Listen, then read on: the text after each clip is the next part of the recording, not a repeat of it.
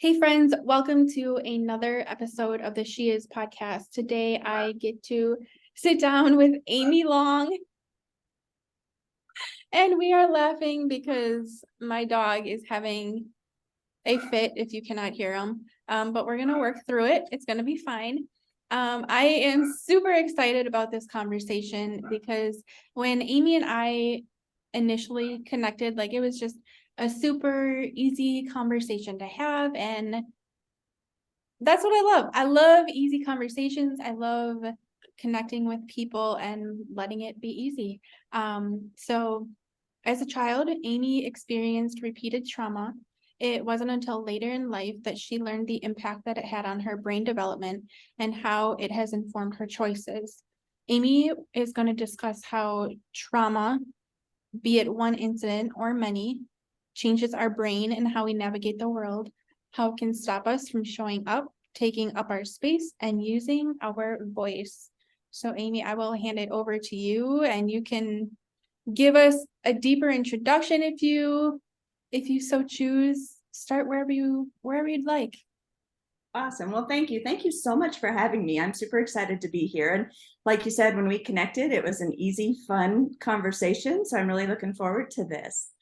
Uh, let's see. It's fun to think about my story, and mainly because it's hard to navigate what's my story and what is my mom's story, and to kind of honor her boundaries, but not really even to know what that looks like, right?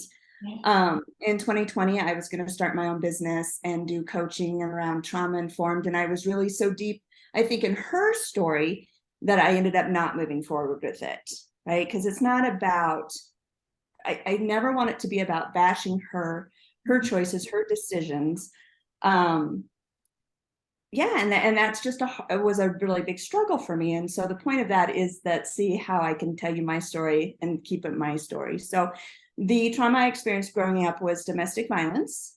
Starting at a very young age, I witnessed my mom, and I hope this isn't triggering for anybody. So just to put that out there. Put a trigger warning in the description. Yes. And I won't get too graphic because, again, that's not necessarily my story, right? I witnessed repeated her and both, right? Both way violence. But it was throughout my childhood, all the way really through high school. And then some after I left for college, I would get phone calls. And so it's something that happened throughout, my life, really. I don't remember it not.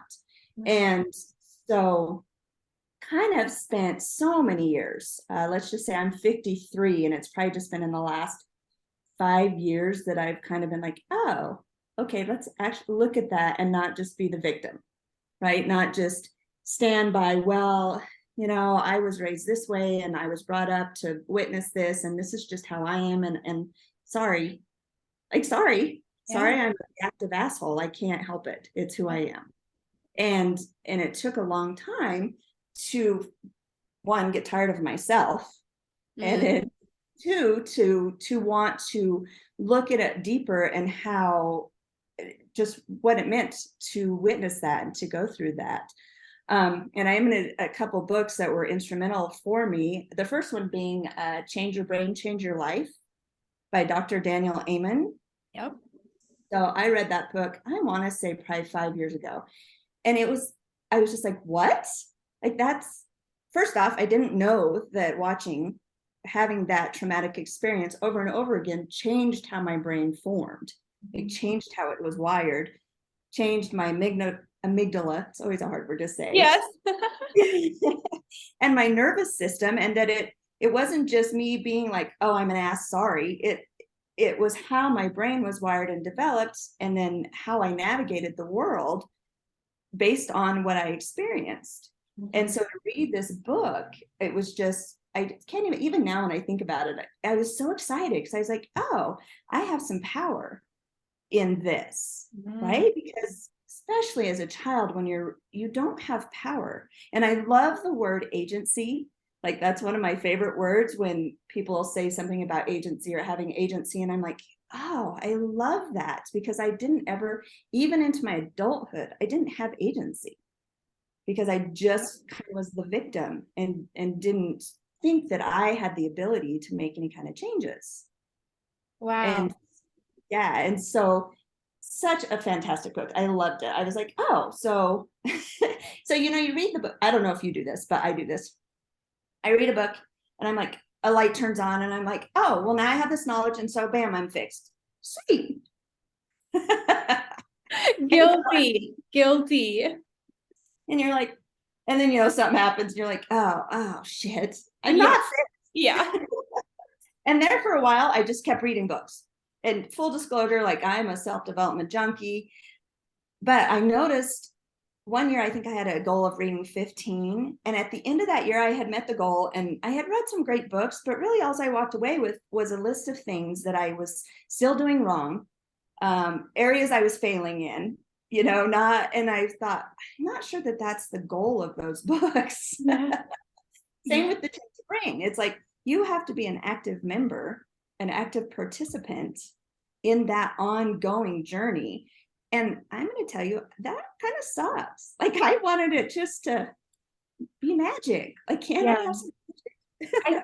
I think that's such a common thing. Like, people want change and they just want it to happen overnight. Like, and they don't want to take responsibility for their part in making the change. Yes.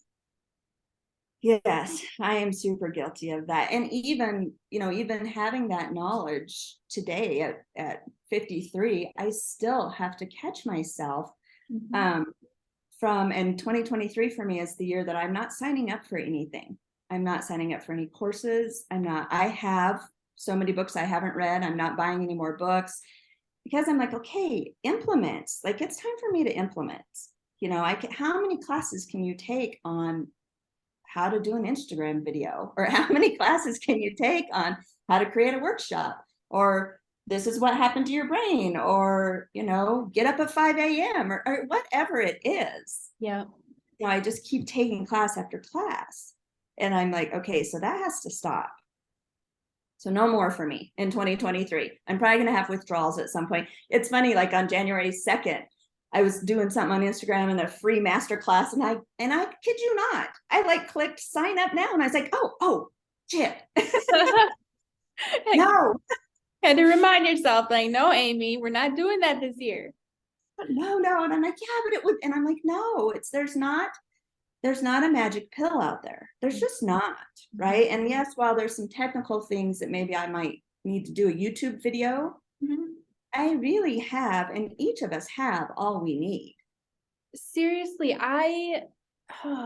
this has been a thing on my brain lately, right? Like, I don't know if I mentioned to you when we connected for our first connect, but it's been on my heart so deeply to get into coaching one-on-one. And yet here I am still not doing it. And I've been telling myself all this while, like, the stupid, shitty beliefs that come up, like, who am I to do XYZ, or I don't have what it takes, or, the stories that are so false. And what's even more wild, I think, to me in this is that I do have, like, because I think we get caught up in like the trainings and the certifications and yada, yada, yada. And that's something else I've been telling myself is, no, like, I don't have the training to do that. I don't have the certification to do that. Bitch, what?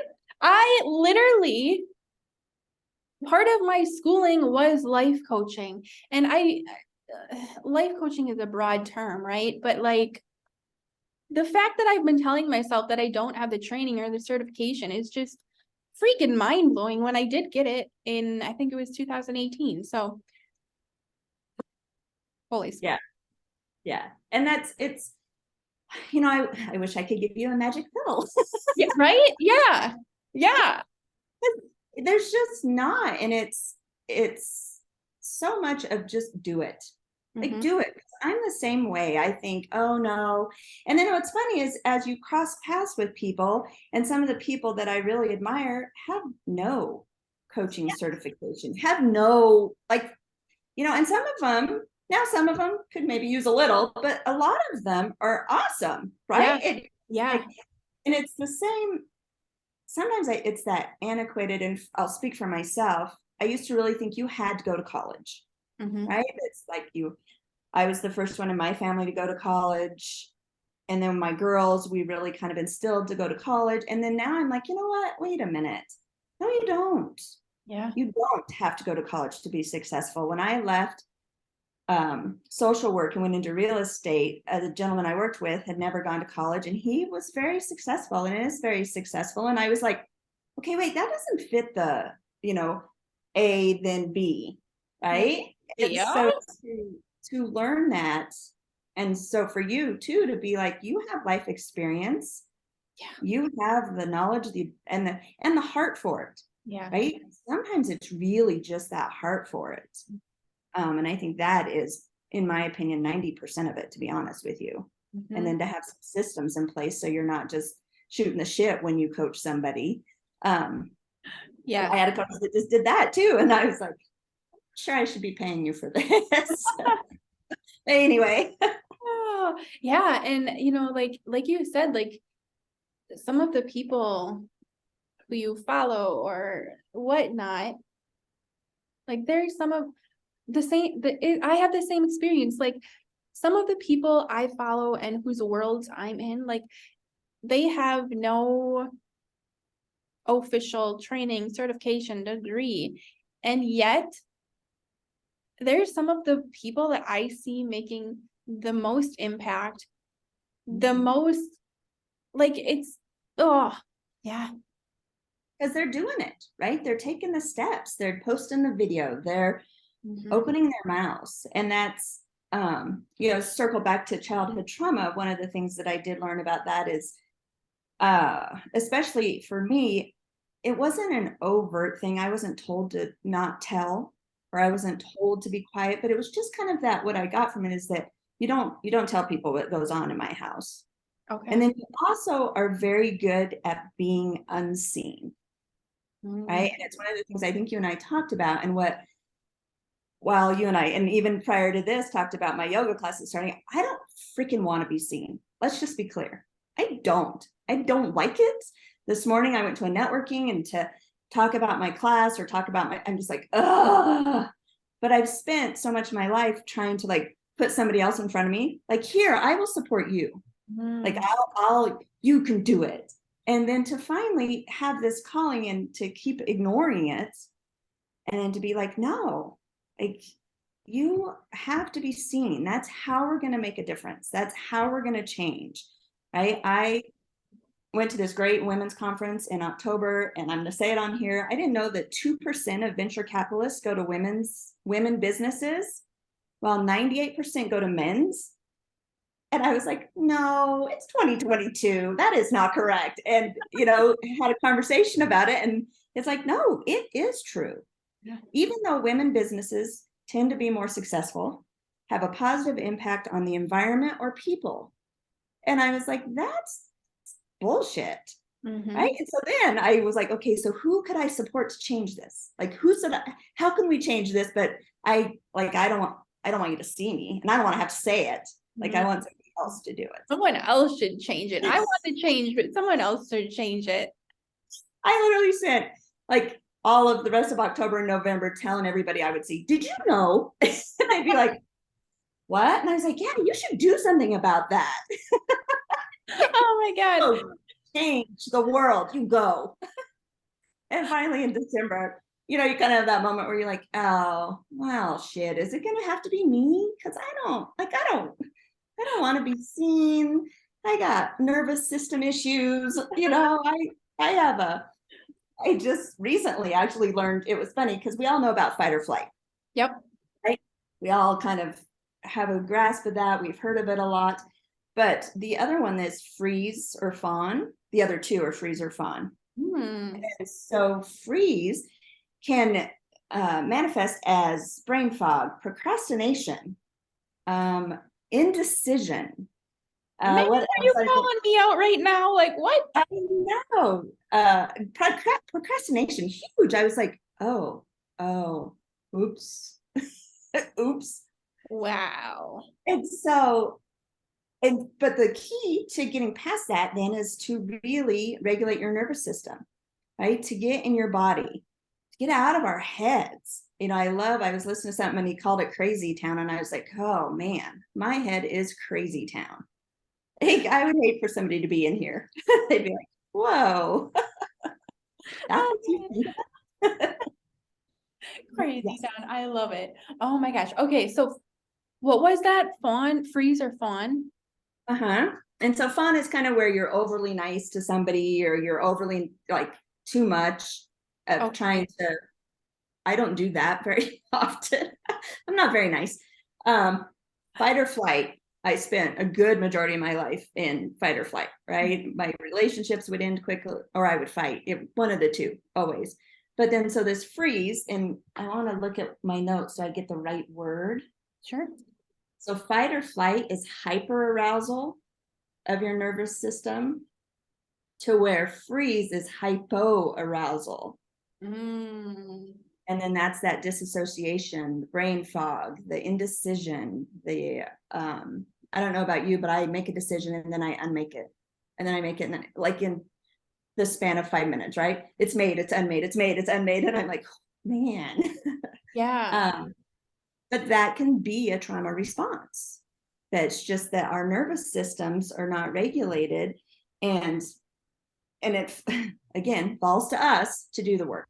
And Yeah. it's not, you know, when I did a lot of work in 2020 and worked on my nervous system and did a lot of other things that were really impactful for me, shadow work being one of them, and then inner child parenting your inner child Yep. was also another one. Just throw those out there, but it'll be forever, right? Yeah. There's never going to be a day that I get to the point where I don't have to be conscious of my nervous system and how I react and respond to the world. Because it's just always going to be that thing. And so one of the things with the yoga class I'm doing, it's not going to be about exercise. It's going to be about getting into our bodies, regulating our nervous systems, you know, be it with breath work, sound healing, somatic movements, like anything that is just coming in and getting out of our heads. And the That sounds so yummy. Like I wish I was in driving distance because girl, I would be there. Oh my God. love to have you. Right? Oh, It's you know, part of my journey and path is I went to a lot of therapy. As you know, for my first memory of a therapist was, and I'm sure he was old then, so I'm sure he's passed away, so I'm going to say his name, but it was like Reverend Wheat. okay. And I vividly remember going in, and he was an older guy, and you know, kind of talking to me. And at the time, who my mom was married to, I like spoke up and didn't understand her going back. Like it had been a pretty big fight, pretty traumatic. And I will never forget, he had me get on my knees and hold my hands and pray to God to please find it in my heart to forgive. Mm. And I can remember not, you know, I wasn't old enough. I think I was only in third grade, probably.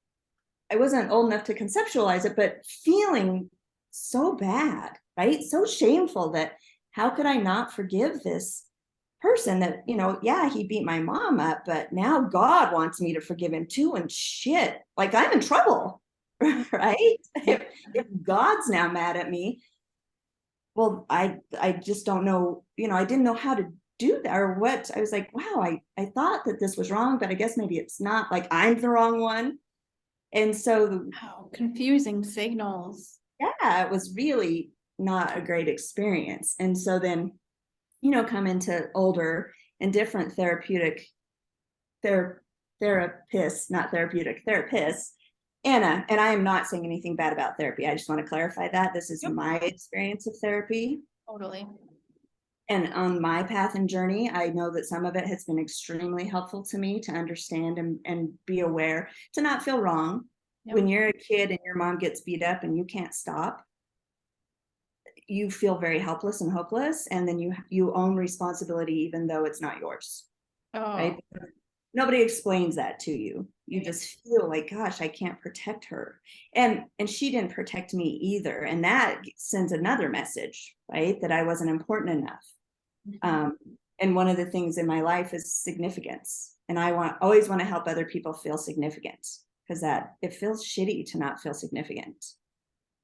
But anyway, I digress. So therapists, for me, and my analogy of therapy is that you go into an office and you unpack all your stuff, right? This is my childhood, and this is what I witnessed, and here's this, and this is how this goes. And then you talk about it for 50 minutes, and then they're like, okay, time's up. And then you pick it all back up and you put it all back in your body, right? Because it's yours. Oh, wow. I never thought of it like that. Yeah, that makes sense. Yeah. And so you put it all back in and you leave and you go out into the world. And so my last therapist, she was like, Amy, you're super self-aware. She goes, I don't know how to help you. And I was like, oh, well, that feels like shit.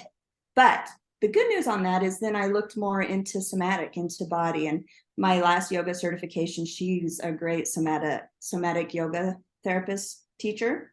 Okay. And talked about how it's in your body. And another book that's great is The Body Keeps Score. Oh, I've heard of that. I haven't read it though. Same thing, that your body, any of your traumas. So, I mean, if you fall down and hit your head, that's a trauma. Your body feels that as a trauma. And so it's going to hold it somewhere. Right. And so if you've got this, especially repeated childhood trauma, and then you do go to therapy, but you don't release it from your body, you just put it all back in when you leave, then maybe your mind is not as crazy, less crazy down. And I say it with humor, so I hope I don't offend anybody, but Totally. my brain is crazy down. And so it's just that important to me, in my opinion. It's so important to get it out of your body. Yeah. And there's so many modalities for that.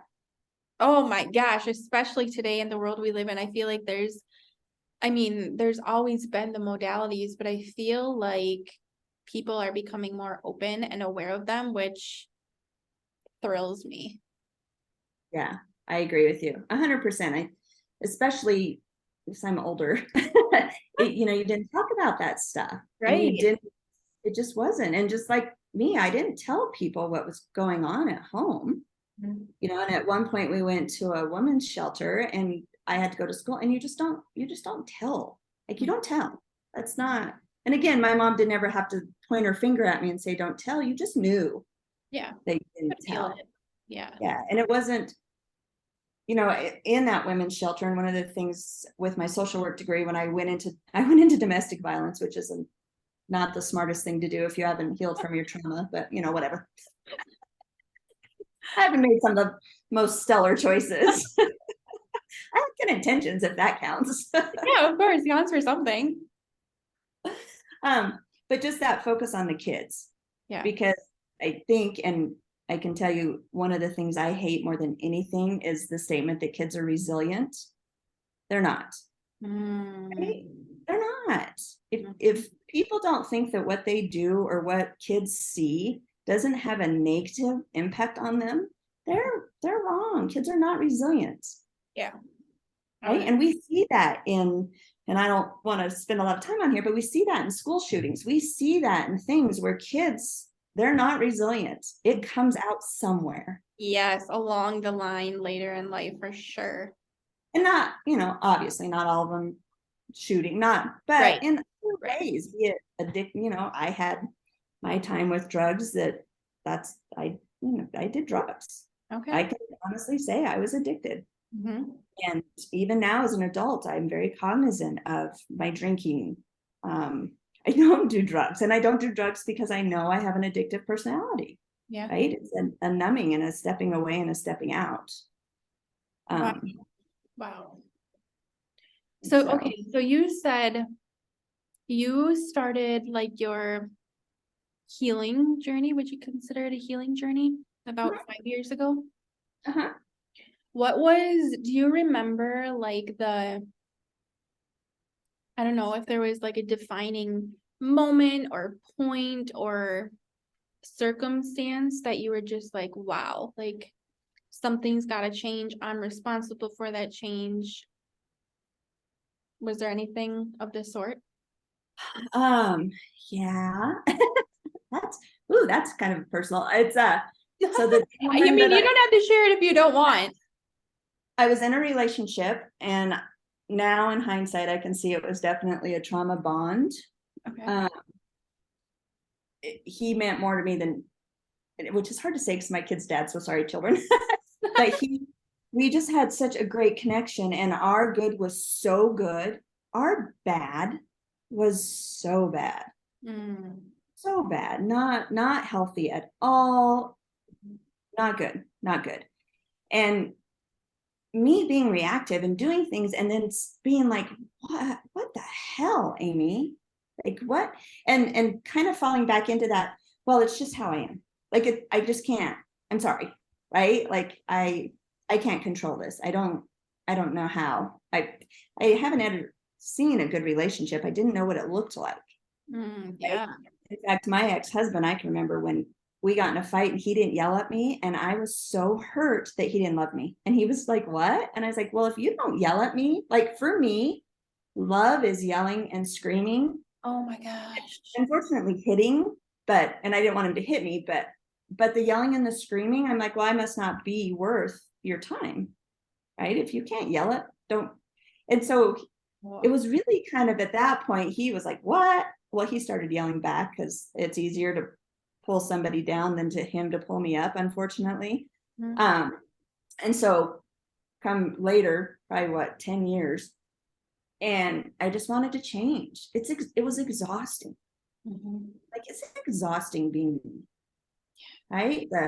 And that circle of self-flagellation, right? To like beat myself up so much and to feel so poorly about myself, and then to have feel like, okay, well, now we're gonna come and we're okay, and then to create it again and be like, what? I can't do this anymore. And so it was really the pivotal point for me is Dr. Amen's book. Okay. Because I didn't think I could change. I thought I was just doomed to have terrible relationships, to be a reactive ass. You know, sorry, I use humor a lot. Humor's like one of I those am things. so here for it. Like some people don't appreciate it. When I go backwards, but when I started my, my workshops and stuff like that, there's really not a lot of humor in, so when I watched my mom get punched in the face, and then a friend of mine was like, Amy, that's not funny. And I was like, oh, it's not? I know it's not funny, but that's how I navigate my, humor. I have to have some humor. Yeah, I get that 100%. Like someone will make a joke or make a comment about like, I don't know, walking or legs or stairs or something. And like my situation, living from a chair right now, like I will make a full-blown joke out of that. Like I don't care. Like I need to laugh about the situation or Yeah. I'd be in a really dark place. Yeah, you have to. It's, and of course there's a time to heal and to look at it seriously, but for the most part, humor's invaluable. Yeah. I do. I love humor. But anyway, so that, and then I read I have the book here too, Complex PTSD from Surviving to Thriving. Okay. It's by Walker. It is a great book. Really talks about they call it a comprehensive resource for anyone with childhood history of trauma. Okay. It's just even the little things of how you learn to navigate your world, and not recognizing, I never really had a lot of friends, and I always, even my kids when they were growing up and they'd have friend problems, I would try and help them. I'd be like, oh, of course you need to recognize that your mother has no friends. Like, I'm not sure I'm the best resource because I don't have a lot of friends, but and a lot of that is that being hyper vigilant about people and interpreting the world as being unsafe or people being unsafe. Yeah. And so if you were my friend and you would do just not even intentional, right? Just something that I would perceive as a slight or felt weird for me, I would cut you off. Like we just went, yeah. Okay. I am super loyal up until I perceive something, and then you're out. Okay. And it's just reading this book and kind of being like, oh, I didn't realize I was doing that. That's really a safety thing for me, and learning how to not be external and look for things to help me feel safe, but to instead create that safety within myself. And then also to learn boundaries. And so if somebody is or isn't safe, to come from a different point, you know, again, instead of coming from crazy town, to come from my heart and my body, and to really be like, okay, is this person safe for me? Or am I not feeling a safety because they're, you know, for whatever there is, right? We all have our own stuff. Oh, for All sure. of us. Yeah. And one of the, you know, sometimes when you read a book like that and you see things and you're like, oh God, the shame I would feel around some of my personality traits or how I navigated the world was a big deal for me for a while too. Because I love to be mean to myself. It's like my favorite pastime. Okay. Okay. Let me just tell you what I did wrong today. And you're like, what? Anyway. And so to be able to kind of see that and then, I don't know, accept it and still love yourself. That's been a big part of my journey. And actually one of my biggest goals for 2023 is to stop being so damn mean to me. Right? Oh, yeah. To just like you had talked about for you and your coaching, to come from a kindness and a compassion for ourselves. And then to, you know, hopefully be able to put that energy out and have other people do that for themselves too. Yeah. If it's and so I kind of lost my train of thought there, but Yeah, thank you for my phone call, whoever that was. that's okay. Yeah, so it was a great book, The Complex PTSD, and even had a problem with, like, I still today hesitate saying I have complex PTSD, because to me and in my mind, PTSD is for, you know, soldiers and for people that had it way harder than I did. And oh my gosh, I can't, like, I'm not going to wear that, or I'm not, you know, I'm not going to. And so it's been a little bit of a struggle to recognize that, yes, I do have that, just based on because I experienced it over and over in my childhood. And it did, in fact, physically change my brain. But to then take that information, and I don't know how to articulate very well, but to take that information, learn from it, be aware of it, but not use it as a label or a crutch. Yeah. Right. Yep. And so I think for me, that's kind of been that walk of a weird, like, I don't want anybody to, I don't know. Does that make sense? I feel like that's a super fine line. Like, I've had that same, I don't know, I guess that same feeling often. Like, I don't want to be,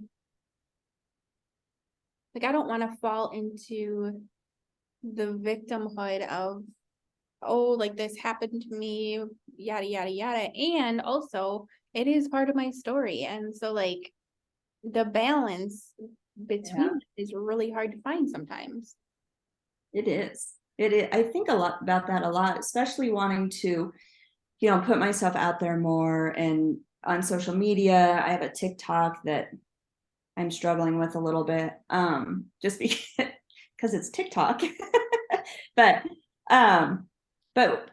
trying to find that balance between, okay, where does what I say come off as being a victim and a woe me or an excuse, and where is it helpful to share, you know, with others? And I have not found, like, I don't know. I don't have the answer to that. I try and really, again, you know, come from my body, come from my heart.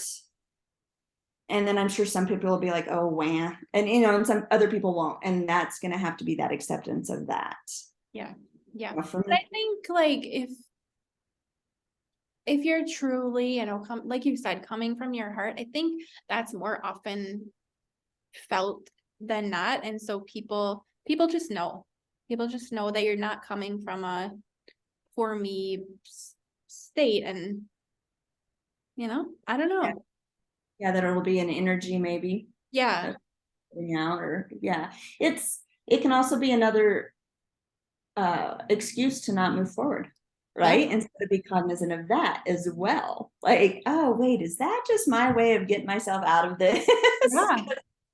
Because even though I really want to do this. And you and I talked about that, creating that community of women, of empowered women, that we step forward and we use our space up. Because I think we've all experienced not taking up our space. I listened to your introduction and about how for a couple of years you said, and maybe you still do, I just in your introduction, of not being seen, of feeling unseen, and how we change that for ourselves. Yeah. So so I just feel like figuring that out and doing it anyway, or feeling like, oh, does this feel this way? Well, you know what? Just do it anyway. Like, do it anyway. Yeah. Do it. Scared as hell. Yes. Even this conversation today, I'm like, okay, what's the worst possible thing that could happen? Well, Nicole, listen to it later and she'll be like, oh my gosh, that woman is nuts. So I'm not putting that out there in the world.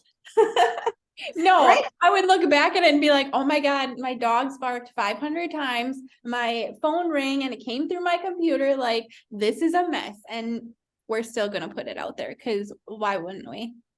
Yeah, because we have to. We have to show up messy. It's my stuff, any of my stuff is Amy D showing up. And the reason I went with my name first is because I have to show up, right? How am I ever going to encourage and empower anybody else to show up if I don't freaking show up, right? If I'm standing behind the curtain going, you go. And, oh, well, but I'm not going to. Like, you got this. Yeah. And I just feel like that's so important. And that's why I named those things that, because I'm like, okay, first you, Amy. Right? Don't expect others to do what you aren't willing to do yourself. And yeah, you do have childhood trauma. And yeah, you spent years of your life not wanting to be seen. And oh my gosh, the amount of people pleasing and worrying about what people think about me and how's it going to be perceived and do they like me? And oh my God, I texted her and she didn't respond in 2 minutes. She must be mad at me and they must be mad. And I'm like, oh, good God, shut up. Yeah. Shut up. Yeah. I follow a mentor and one of her sayings that she like says often, I don't even know, it might be like her tagline even, I'm not sure for her brand, but it is she who leads herself. And I love it every time she says it. I think it's just the most beautiful thing.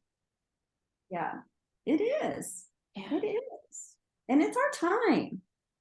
It is our time to shine, baby. Let's go. It is. I think, you look at the world right now and it's a shit show. Oh my God. And that is a whole ass understatement. Yes, it's a shit show. And so I'm like, it's time. It's time to put ourselves out there and take up our space and use our voices. And I love the concept of this collective consciousness, right? And I don't know 100% what that looks like, but I know that if I am worried about the world and I love and have compassion for me and I have love and compassion for the world, and then you have love and compassion for you and love and compassion for the world, and we come together and then we bring in another woman and somebody else and we bring a man in and we all have this love and compassion and this want change, that it's gonna happen. Ripple right? effect. Ripple effect. Yeah, and it's a beautiful, wonderful thing, but it takes us showing up. And like your other person, she leads herself. It takes us doing that and being who we are authentically, right? Messy with dogs barking and phones ringing and me rambling. I'm sure I will listen to this and be like, wow, Amy, could you have talked any faster? No, this has been so good, like for real. Awesome. Well, thanks. Yeah. I like that just created a whole visual in my mind when you were like explaining like you and I come together and then we bring in another person, right? Like in my mind that I saw like a picture of the world, the blue and green rock, right? And it was just like, as you were saying that, parts almost like, when you travel somewhere and you have those maps and you could put the pins in for the places you've traveled. It was Yeah. like that, and every person that like came together where they were in the world, like lit up and it started glowing and it created the most beautiful visual ever. Yeah, I love that. I Yeah. love that. And we don't all have to believe the same thing, right? We don't all have to be in Yeah. the same political party. We don't have to, like, it's just so frustrating where we're at in the world right now. And to figure out even individually myself, how to let that go. Mhm. Let that go. It doesn't matter. It really doesn't. And politics are so frustrating. And if people think a politician actually cares about them, they're wrong. They have another thing coming. Gosh, I've my friends that are on the other side of the aisle, and I'm just like, okay, do you think I think that my side cares for me? They don't. Mhm. Mhm. It's just, they don't. But anyway, that's a whole nother It follow up. For real, that could be like 5 different episodes in itself. Just like, oh my gosh. Yeah. Oh, God. Yeah. This has been so good, and I've enjoyed this so much, and your wisdom and your story and just all of your Amy-ness. Um, Thanks, I appreciate that. yeah. Is there anything that any last words, tips, knowledge, wisdom that you would love to leave us with? Let's see. So I'm going to leave us with, we'll see if I come up with any knowledge, but the tip I love, and one of the things that I find so much fun, and we didn't really talk a lot about it, but our vagus nerve is very instrumental in our nervous system. And so one of the things that helps to regulate that, it's also gets all wonky when we're in a fight or flight, is singing.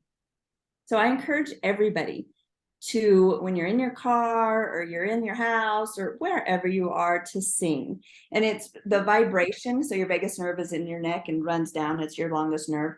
The vibration of that does its wonderful scientific thing. I bought a book on it. And I read like the first, I don't even, I was like, huh? It was so scientific. I was like, I don't have the right degree for this. And I would run out and get the right degree, trust me, because that's who I am. But I was like, no, Amy, no. Oh my gosh. Oh, that's so cool. I didn't know But that. yeah, and so sing, hum, sing. It's one of the reasons why Om, because it vibrates and it helps to regulate your Um, nerves. Yeah, yeah. And so that's my tip, is to sing.